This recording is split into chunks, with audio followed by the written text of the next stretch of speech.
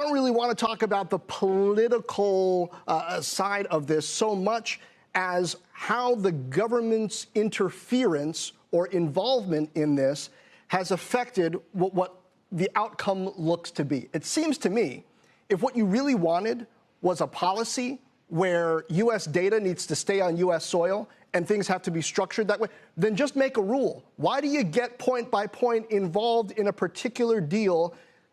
Put your finger on China and stipulate who can be involved. Yeah, I think that's exactly right. And I just want to be clear. If this proposal is the outcome that is approved, then this entire process is outrageous. And anybody who cares about free markets or open markets should kind of be outraged. I mean, what is the conservative economic dogma for years has been the government shouldn't pick winners or losers. And here the Trump administration has walked into this fight. They blustered a lot. They might end up not actually getting the sale, with some Chinese interest in ByteDance and TikTok remaining. And a Trump donor in Larry Ellison walks away with a fat contract.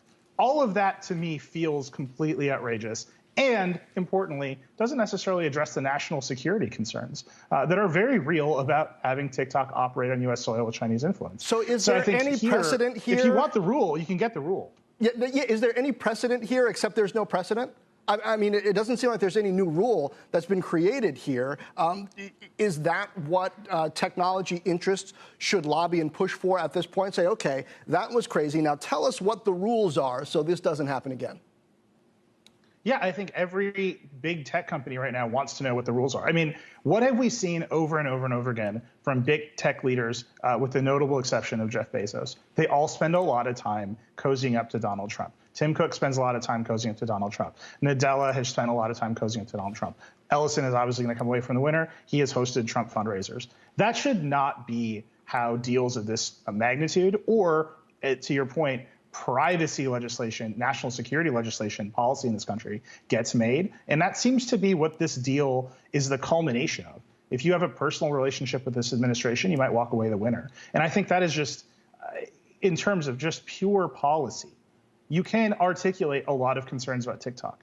The government's executive order forcing the sale by the 20th did not actually articulate those concerns. TikTok is suing to invalidate that order. This whole thing might go sideways because the government didn't do a rational or rigorous process here. Instead, it appears that they insisted upon a sale. China blinked and said, we don't want to sell the algorithm. We're not going to export that algorithm.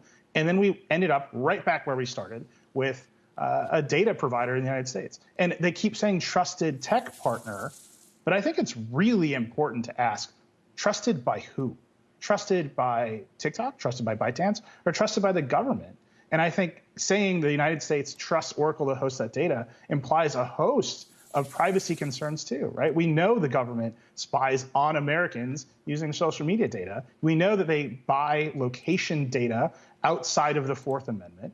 We should have a lot of concerns about that too that just don't seem to be part of this deal. So I think there's more questions than answers here. And I think there's a lot of very, very outrageous policy concerns that someone is going to have to deal with.